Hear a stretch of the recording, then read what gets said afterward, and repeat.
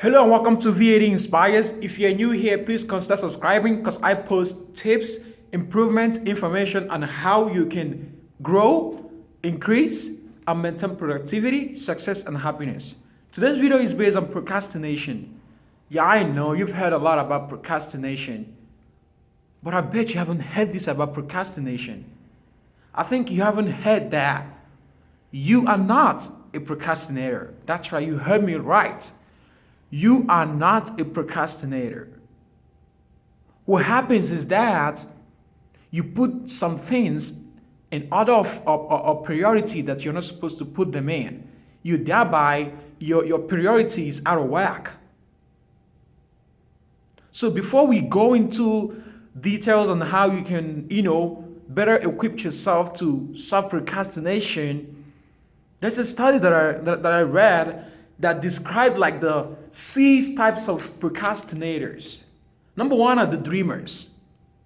These are people who make tons of promises, these spacecraft promises about what they will do, what they will attain, when they will do it, and they end up being dreams. They never actually go to work to make it a reality because everything is a dream. What you want to do tomorrow, it's but a dream. It's a goal that you want to attain.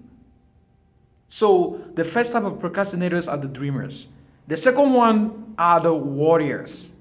What if this, what if that, what if, and they keep playing what if game until they actually run out of time. And this often leads to stress, sometimes mental anguish, and sometimes I do worry too. I do procrastinate sometimes.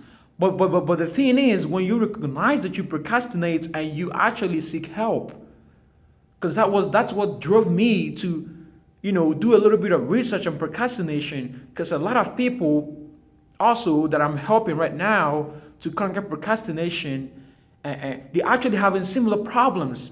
Most of people that I've worked with, they always complain about this what if game.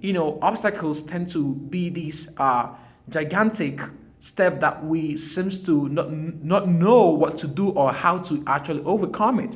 So we tend to play the what if game so far too long that our mind become hopeless. Number 3 are the defiers.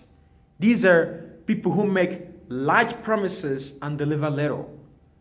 They set a schedule and they actually don't follow through in all of them. They tend to lose focus. These are people who lose focus. They make big promises, high promises, but deliver little. And the number 4 are the crisis makers. The crisis makers. These are people, they actually think they can do a 3-month walk in 3 minutes. That's basically what it is. When you say, oh no, okay, this paper is due next month, we still got time. And then the night before, you're trying to write a 15-page paper in half an hour or the whole night. So these are crisis makers. You deliberately cause yourself crisis. So you procrastinate what you have to do that you were supposed to turn in 3 months ago, and you are now turning it in like basically in a dying minute. And the 5th type of procrastinators, you might have guessed them, the perfectionists. These are people, if the lines aren't dotted, if they're not in triplicates, if they are not perfect, they're not doing it. So it's perfect or nothing. So remember what we're doing now is listing the type of procrastinators. I'm going to go into the solution real quick. But think about this for a moment. The perfectionists, they always try to strive for perfection, which is literally impossible. So you can always get perfection, but you can always get excellence. So those are the 5th type of procrastinators, the perfectionists. And then the overdoers. These are the last type of procrastinators, the overdoers. They focus on too many things that they actually end up accomplishing nothing. So these are people who start this tax and start that tax. And if you're good at multitasking, people actually use this excuse, then you shouldn't be procrastinating.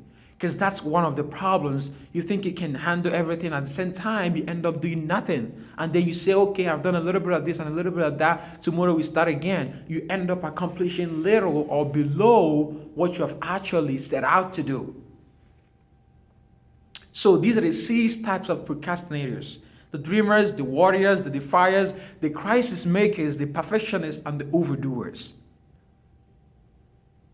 But the actual point of this video is to teach you how to, help yourself with procrastination, be more productive. So now we go into the solutions. According to the research that I make, which you will find out on the link below this video if you want to read more about it. Number 1 is write it down. I know you've been told a million times. Write it down. Write down what you're going to do, how you're going to do it. Set your schedule. Now, you might not you might have heard this or might not have heard it, but number 2 is shift your mind from activity to results. From activity, from what you're doing, to results. So what I mean is, when you are trying to write a paper and you have all these fantasies of just leaving it and turning on your Netflix, think about the joy you will get after accomplishing that paper. The freedom you will have after finishing that paper. Don't fantasize how good it's going to look for you in front of your movie with your popcorn.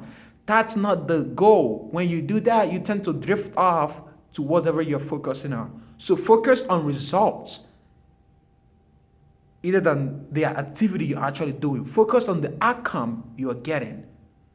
Which one will give you the most productive outcome, not the one that will give you a pleasurable outcome. So you go for the one that is sustainable, not obtainable. Number 3, just do the damn thing. Do it now. Whenever you have that thinking of the good things that will happen to you if you actually take action, you just do it. Do it at that moment. Do it now. Number 4, let go of the adrenaline rush. So this is basically just let go of the old myth and cliche of I work better under pressure, I work better under this. Listen, that might work for you for the moment, and the moment doesn't mean days or weeks. It might even last for years. But then, one day, at a moment in your life, those things won't work again. Working under pressure is not what we require. We require discipline and integrity. We require character. We require confidence.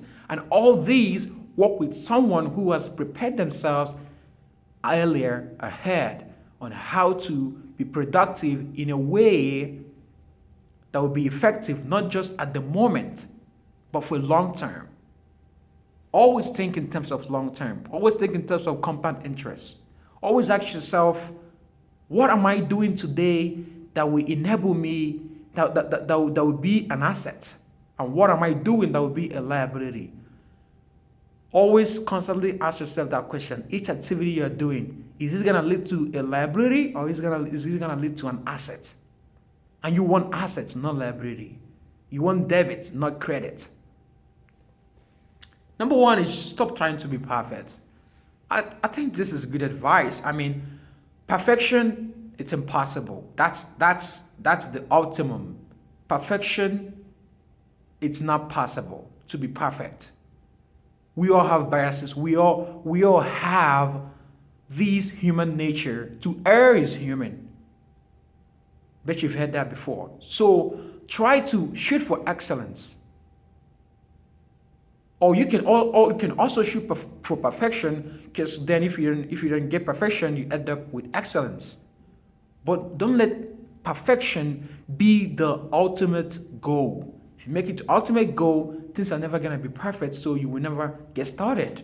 You're simply waiting for the whole light to turn green, which means you will never move because the whole light will never turn green. Last one, learn to say no. Learn to say no. Gosh, in this world we are right now, so many things need our attention, so many things need our voices: radio, television, people, media, friends, little relative, family. I mean, there is so many things to listen to. Learn to say no to the things that truncate your time and give you mental stress, and sometimes cause you to, feel bad about yourself. Because I've been through this over and over, this cycle of stress.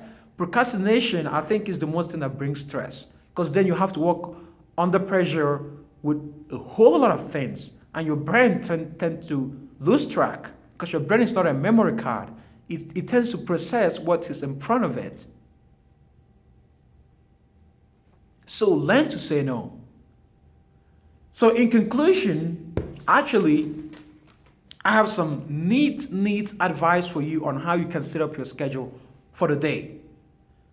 Number one, write the schedule, write it down. Write everything you're gonna do the night before. Discipline yourself to remember to write your schedule. Sometimes I do forget, but I try to remind myself, I try to prompt myself. So I see that I have problem with this procrastination stuff. I've done some researches on it, and I have seen ways that I can improve, and I'm working on that. And when you work on it, when you take action, you are actually on your way of getting free from procrastination. So number two, put them in their order of importance. There has to be an order of importance in everything you do. So put them in their order of importance. So basically, that doing your schoolwork is more important than, resting. And here's the key: make rest like a necessity, not an objective. Objectives should be your taxes that you're gonna do in the day. That going to the gym and doing some push-ups will help you lose weight and make you look good than just sitting in front of the couch or on the TV and taking a break. All these kinds of stuff. Your priorities. The things that are most important to you. So put them in their order of importance. Number three, block out time. Block out time. What do I mean by this? You have to write the time that you are going to perform a specific activity. Let's say you have to do your assignment today. Today is too general. You have to go specifically at 3:00 at the library, sitting right here. So once it's 3:00, where you should be. So block out time: 3:00, 4:00, 3:30. I'll do this 4:30. When you don't finish one, just leave it aside and do the next one and the next one. Trust me, you accomplish more by using this method of blocking out time to do stuff. And then when you end up frustrated and not finishing enough tasks, that means you have a lot of non-essentials that you need to cut out some activities that are, reasonable but not vital, but not critical, but not widely important and widely vital. You cut them off, put the ones that are widely important, and then accomplish them by blocking out your time. Last one, draw me a line. Draw me a line. What do I mean by this? Know what you tolerate from yourself. Because you set barriers for people, you set the line. You say, if you don't do this, I wouldn't do this. If you do this, I'm going to do this, and you do that. You set a line for people. You set a line for what you can tolerate from other people. You set a line for what you can tolerate from the government. You set a line for what you can tolerate from the political leaders and from your friends and family and relatives. You set a line. You need to set a line for yourself. When you set a line for yourself, you say, I will not compromise my time for something that is not productive at the moment. Yes, I know I need rest, but I also know that more importantly, I will be productive more than I'm going to rest. I will be productive so that it's going to turn into an asset in the future rather than a handicap or a liability in the future. So I hope this video helps, and I hope to see you again next time. So thanks for watching. Stay inspired and always remain great. Thank you.